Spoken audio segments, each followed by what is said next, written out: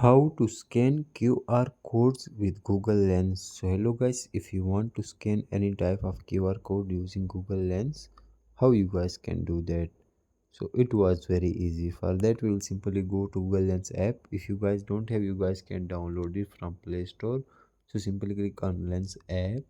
Once we click on Lens app, here you guys will see open camera, also screenshot, and like in screenshot, in my phone it says screenshot, in your phone it will be any other folder or your gallery folder.